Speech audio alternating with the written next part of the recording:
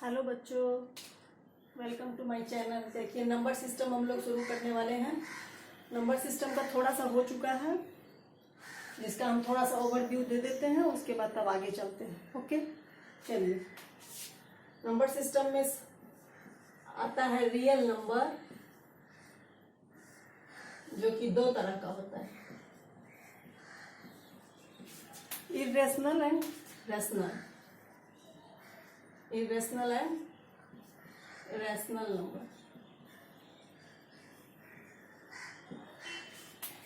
Real numbers that can be represent on number line, जिसको कि number line पर हम लोग दिखा सकते हैं, उसे ही हम that can be represent on number line, इसे हम रियल नंबर बोलते हैं। अब रियल नंबर दो तरह का हो गया, एक इरेशनल एंड रैशनल। ये हम लोग पढ़ चुके हैं ये सब। इरेशनल नंबर वो होता है जो कि p/q के फॉर्म में डिनोट ना किया जा सके और q = 0 नहीं हो, इसी को हम इरेशनल नंबर बोलते हैं। जैसे √2, पाई का वैल्यू हम जानते हैं कि 22/7 होता है, 3.14, लेकिन ये इसका एक्यूरेट वैल्यू नहीं है, अप्रॉक्सीमेट लिया जाता है, इसीलिए ये इरेशनल नंबर है। आगे पढ़ेंगे कि क्यों इरेशनल नंबर है। रेशनल नंबर में 3 तरह का होता है, सब हम लोग पढ़ चुके हैं। Natural number, natural number 1, 2, 3 and so on। Whole number, इसमें कि 0 इंक्लूड कर दिया जाता है, वो हो गया होल नंबर। और जब निगेटिव डिजिट भी इंक्लूड हो जाता है तो वो हो जाता है integers.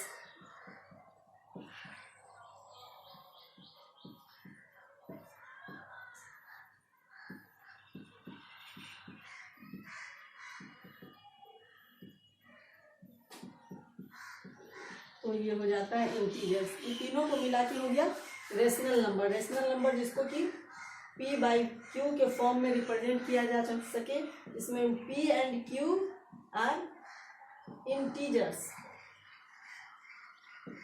And q is not equal to 0। ये रेशनल नंबर है। रेशनल नंबर के अंदर ये तीनों आता है, natural number, whole number and integers. लेकिन क्या सारे नेचुरल नंबर रेशनल नंबर हैं? हाँ है। देखिए 1, 2, 3, 4, 5 सारे रेशनल नंबर हैं, सब के नीचे 1 लगा दीजिए, सब हो गया p/q के फॉर्म में। सारे होल नंबर रेशनल नंबर है तो हाँ है, सब p/q के फॉर्म में आ जाता है। सारे इंटीजर्स रेशनल नंबर है। अब देखिए सारे नेचुरल नंबर क्या होल नंबर है, या फिर सारे होल नंबर क्या नेचुरल नंबर है? इस पर देखिए, सारे नेचुरल नंबर तो होल नंबर है। 1, 2, 3, 4, 5 सारे होल नंबर हैं। सारे all natural numbers are whole numbers. All natural numbers are whole number. लेकिन सारे होल नंबर नेचुरल नंबर नहीं होंगे, क्योंकि होल नंबर में तो 0 आता है, जो कि नेचुरल नंबर नहीं है। But all whole numbers are not natural number. यही इसके नीचे में भी होगा। All whole numbers are integers, but all integers are not whole number,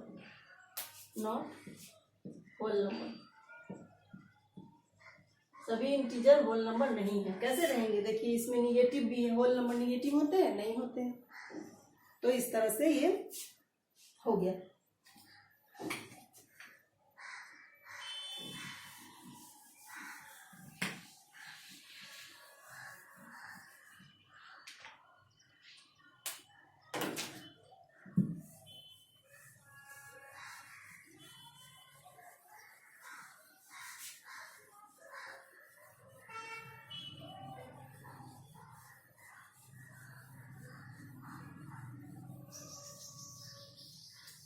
चलिए अब आगे चलते हैं अगले टॉपिक की ओर, जो कि है इक्विवेलेंट फ्रैक्शन।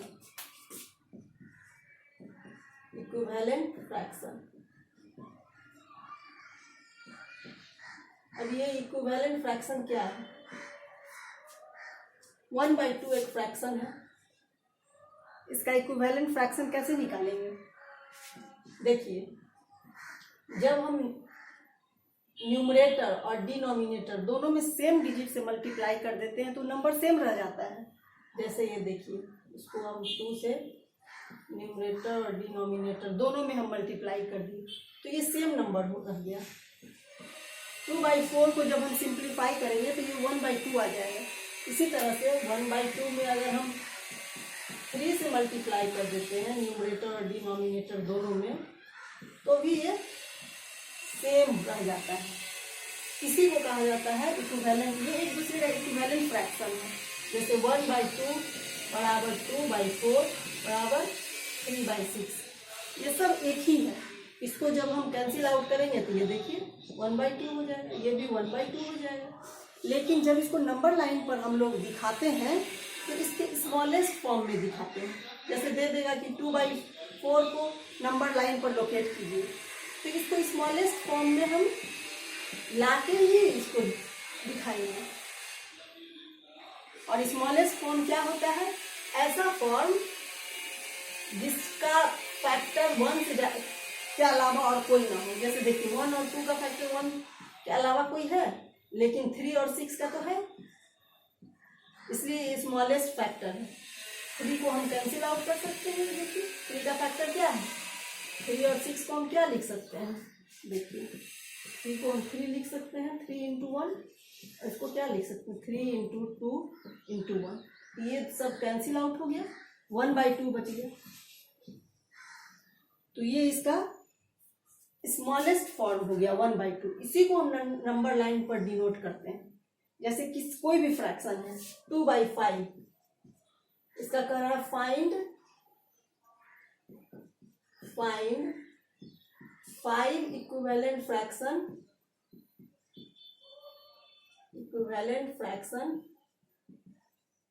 ऑफ 2/5। 2/5 का 5 इक्विवेलेंट फ्रैक्शन निकालना है तो कैसे निकालेंगे?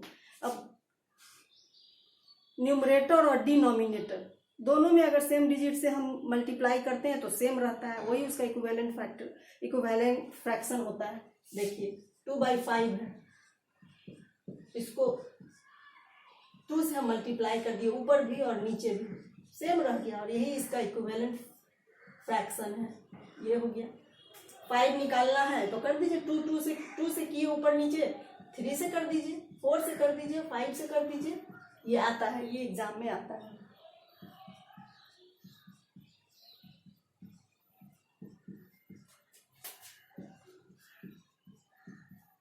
टू को 4 से ऊपर भी और 4 से नीचे भी, फिर 5 से ऊपर भी सेम डिजिट से मल्टीप्लाई करेंगे तो सेम रह जाता है।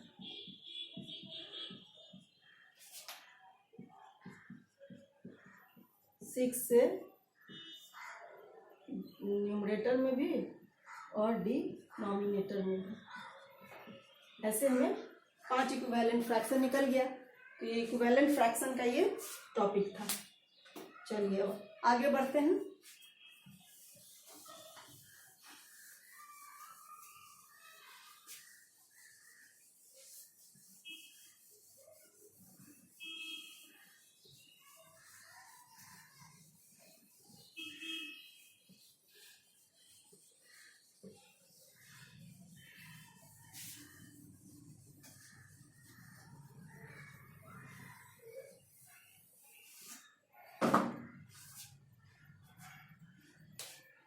दो रैशनल नंबर के बीच के रैशनल नंबर को निकालना, ये हमारा टॉपिक है। देखिए फाइंड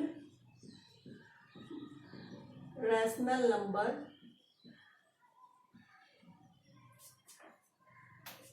बिटवीन, मान लिया 1 और 2 ले लेते हैं, 1 and 2।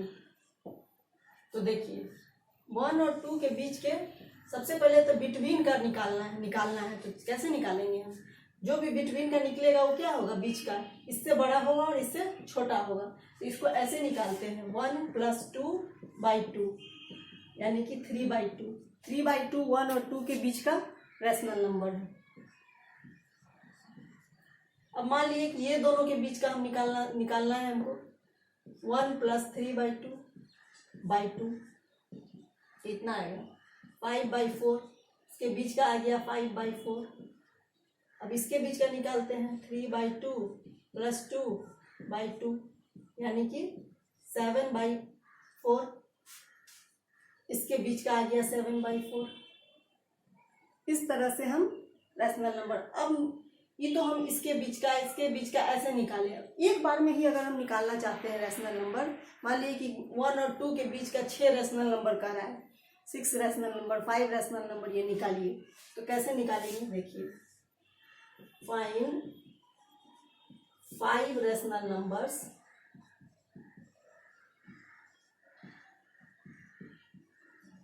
Between 1 and 2। 1 and 2 के बीच में 5 रैशनल नंबर निकालना है। अब देखिए इसको कैसे निकाला जाता है। अब अभी तुरंत आपको हम सिखाए थे इक्विवेलेंट फ्रैक्शन में कि न्यूमरेटर और डिनोमिनेटर दोनों में अगर सेम डिजिट से मल्टीप्लाई किया है तो सेम रहता है। तो इसको देखिए 5 निकालना है, 5 निकालना है, तो 6 से दोनों में मल्टीप्लाई कीजिए। 1 हो गया 6/6 और 2 हो गया, 2 को न्यूमरेटर और डिनोमिनेटर में निकालें, मल्टीप्लाई करेंगे तो 12/6 हो गया। अब देखिए 6/6 और 12/6 के बीच में 5 रैशनल नंबर निकालना है। तो 7/6, 8/6, 9/6, 10/6, 11/6 हो गया। एक बार में हम निकाल दिए। ये भी एक प्रोसेस है।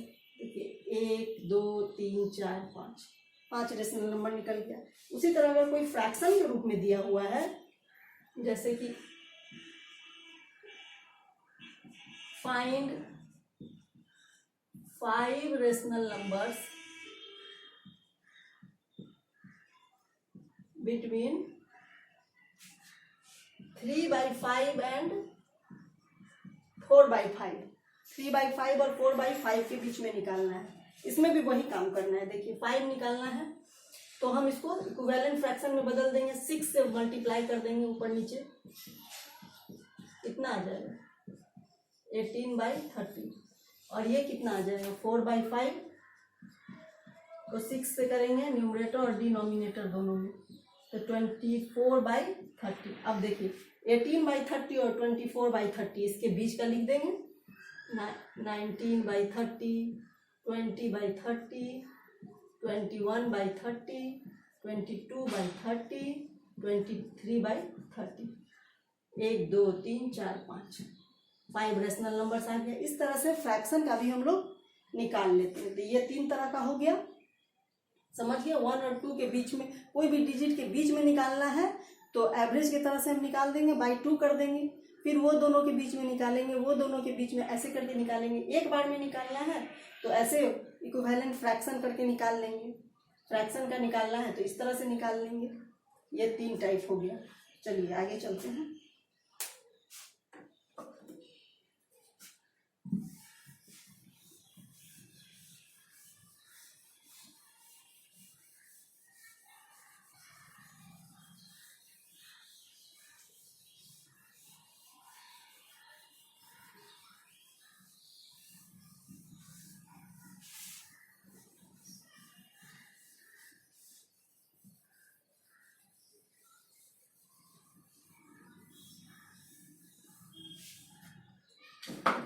देखिए अगला टॉपिक है अब लोकेट √2 और नंबर लाइन। √2 कह ले, √3 कह ले, √5 कह ले, सबको नंबर लाइन पर कैसे हम लोकेट करते हैं ये हम समझेंगे। देखिए लोकेट √2 ऑन नंबर लाइन, इसको कैसे हम लोकेट करते हैं ये समझते हैं। √2 को कर सकते हैं, √3 को सबको कर सकते हैं, √5, √10, √11, किसी को भी कैसे हम नंबर लाइन पर लोकेट करें। अब देखिए, सबसे पहला तो √2 हम देख लेते हैं। देखिए यूनिट डिजिट, सबसे पहला तो छोटे क्लास में पढ़ चुके हैं पाइथागोरस थ्योरम। पाइथागोरस थ्योरम क्या कहता है? According to Pythagoras theorem, according to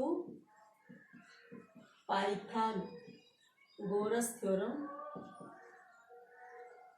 Pythagoras theorem के अनुसार क्या है? एक राइट एंगल ट्रायंगल, ये कोई राइट एंगल ट्रायंगल है, ये बेस, ये हाइट और ये हाइपोटेनस, मान लिए कि जो भी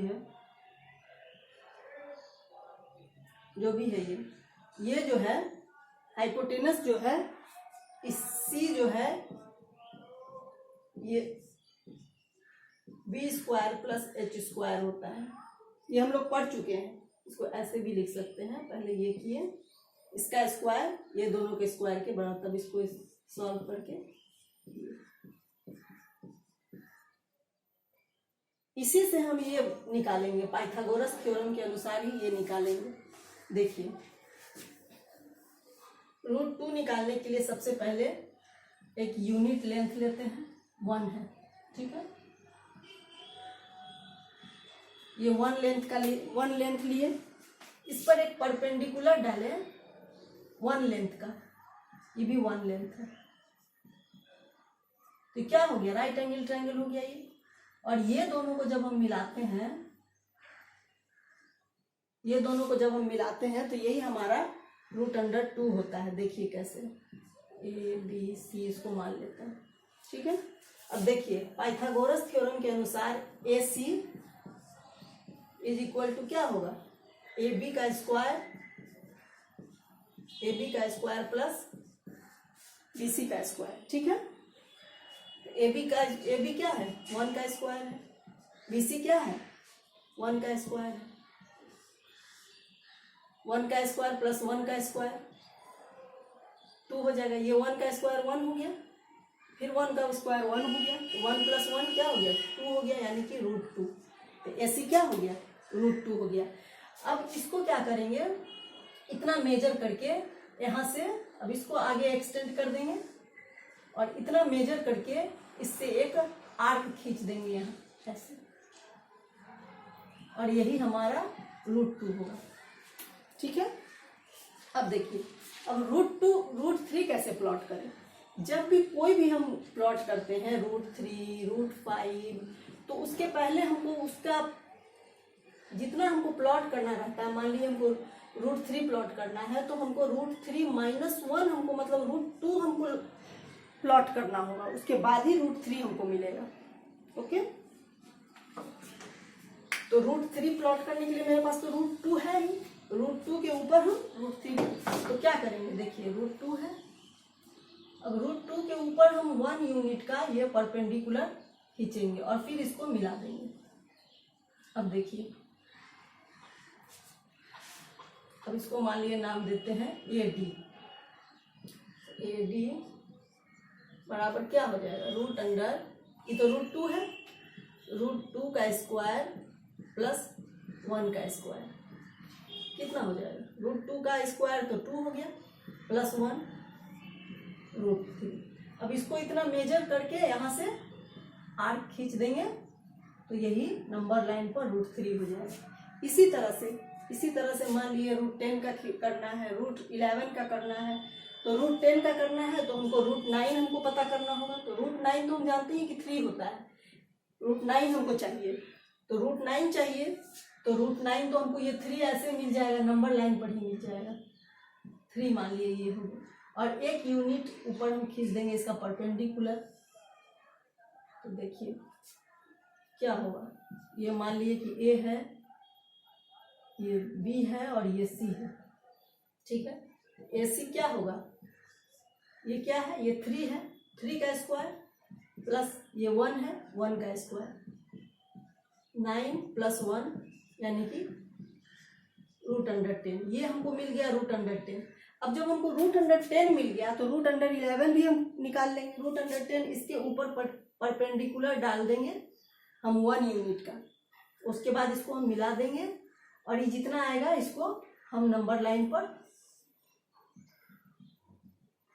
आर पे खींच देंगे। ठीक है, ऐसे रख के इतना मिला के और उसके बाद इसको ऐसे आर खींच लेंगे। तो ये देखिए रूट, अब देखिए रूट 11 कैसे, रूट 10 का स्क्वायर प्लस 1 का स्क्वायर, रूट 10 का स्क्वायर 10 हो गया प्लस 1 रूट 11। तो ऐसे रूट 11 हम बना देंगे, या इसको इतना मेजर करके यहाँ से आर्क खींच देंगे तो ये नंबर लाइन पर आ जाएगा। ठीक है, इस तरह से हम root 2, root 3, root 5, root 10, root 11 सब बना सकते हैं। चलिए अगले टॉपिक की तरफ।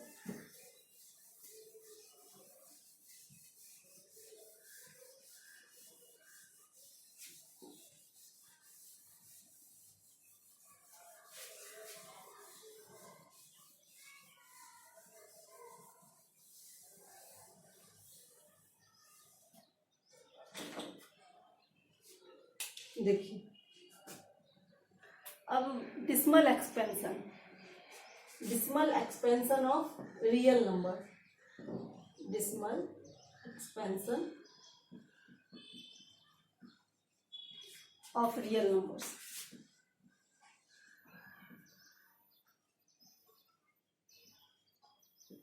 तो रियल नंबर का डिसिमल एक्सपेंशन किस किस तरह का होता है ये हमको जानना है।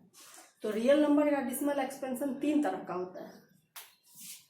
देखिए एक तो होता है टर्मिनेटिंग, एक होता है टर्मिनेटिंग जो कि खत्म हो जाए, जैसे 1/2 है। इसको जब हम डिवाइड करते हैं तो क्या होता है, ये डिसिमल पड़ता है, ये 5 बार होता है और ये टर्मिनेट कर जाता है, ये आ जाता है, तो इसका नाम है टर्मिनेटिंग।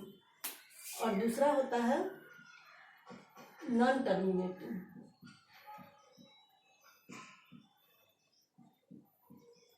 नॉन टर्मिनेटिंग लेकिन टर्मिनेट ये नहीं करता है, लेकिन एंड रिपीटिंग, लेकिन ये रिपीट करता है।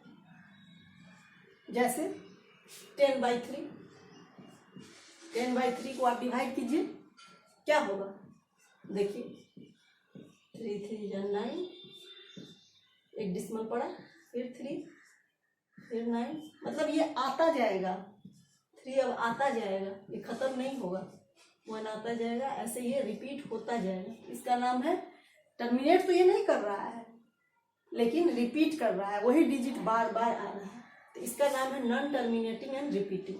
और एक तीसरे तरह का है, उसका नाम है, वो टर्मिनेट तो नहीं करेगा इसी की तरह, लेकिन वो रिपीट भी नहीं करेगा, and non repeating. Non repeating जैसे रूट टू को आप निकालेंगे तो आएगा 1.414213563 और आता जाएगा। पाई का भी वही हाल है, पाई का वैल्यू होता है 3.141592653 और आता जाएगा। मतलब ये रिपीट भी नहीं हो रहा है और टर्मिनेट भी नहीं कर रहा है, और ये टर्मिनेट तो नहीं कर रहा है पर रिपीट हो रहा है, तो इसको ऐसे भी लिखा जाता है 3.3 ऐसे बार। ये दोनों जो टाइप है, टर्मिनेटिंग और नॉन टर्मिनेटिंग एंड रिपीटिंग, ये जो होता है रेशनल नंबर का टाइप है। रेशनल नंबर्स ऐसे ही होते हैं, ये रेशनल नंबर का जो डिसिमल होता है वो या तो टर्मिनेट करेगा या फिर टर्मिनेट अगर नहीं करेगा तो वो रिपीट करता जाएगा, ये रेशनल नंबर है। और ये इर्रेशनल नंबर का जो डिसिमल होगा वो या ना तो टर्मिनेट करेगा और ना रिपीट करेगा, जैसे पाई, जैसे √2, इर्रेशनल नंबर। ठीक है,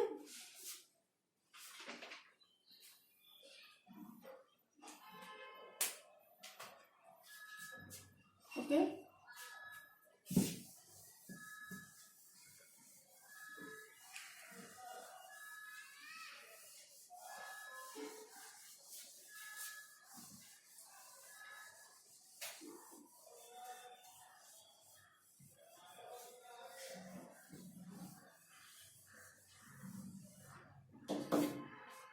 अब देखिए, अब जो टर्मिनेट करता है उसका तो पी बाई क्यू फॉर्म आराम से, जैसे 0.5 दिया हुआ है, इसको कह रहा है कि रिप्रेजेंट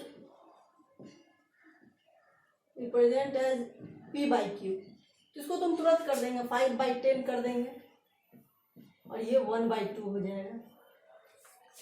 लेकिन जो नॉन टर्मिनेटिंग बट रिपीटिंग है, जैसे 0.333, इसको पी बाई क्यू के फॉर्म में दिखाना है, represent as P by Q. इसको कैसे दिखाएंगे, अब इसको बताते हैं, इसको सॉल्व करते हैं। देखिए, अब इसको मान लेते हैं हम, इसको ऐसे सॉल्व किया जाता है, x = 0.333। अब इसको जितना डिजिट रिपीट होता है उतना 0 से हम मल्टीप्लाई करते हैं। जैसे कि एक डिजिट रिपीट हो रहा है, 3 रिपीट हो रहा है केवल, तो 10 से मल्टीप्लाई करेंगे, 10x = 3.333। अभी मान लिए दूसरा 2 इक्वेशन है, ये 1 है, तो 2 में से 1 को सब्ट्रैक्ट करेंगे, क्या है 9x = 3, x = 3/9 यानी कि 1/3। ये जो है 1/3 के रूप में p बाई क्यू के रूप में रिप्रेजेंट होगा। ठीक है, ये जो है, ठीक है। अब दूसरे टाइप का है, दूसरे टाइप का मान लीजिए कि 1.27 है। इसको कैसे करेंगे, देखिए, अभी चूंकि 2 पर है बार, इसलिए 100 से करेंगे। पहले तो इसको मान लेते हैं x =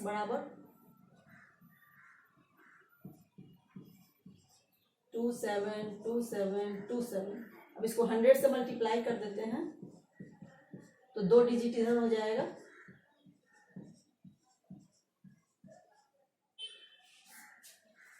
अब इस इक्वेशन में से पहले इक्वेशन को सब्ट्रैक्ट करेंगे, तो कितना होगा 99x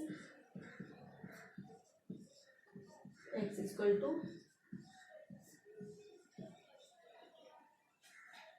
जब इसको हम काटेंगे तो हो जाएगा,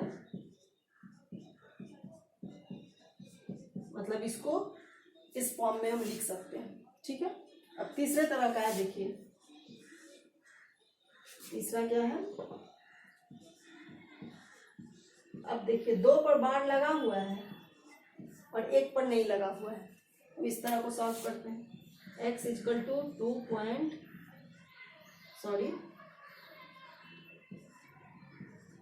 2 ये रिपीट हो रहा है। अब 2 पर लगा हुआ है इसलिए 100 से करेंगे, 100x, अब 2 डिजिट इधर आ जाएगा,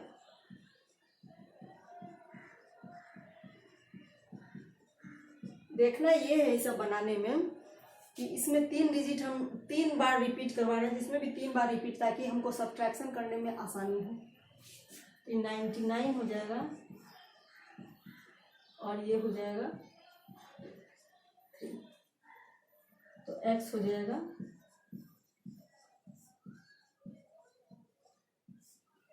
इसको इस फॉर्म में हम रिप्रेजेंट कर सकते हैं।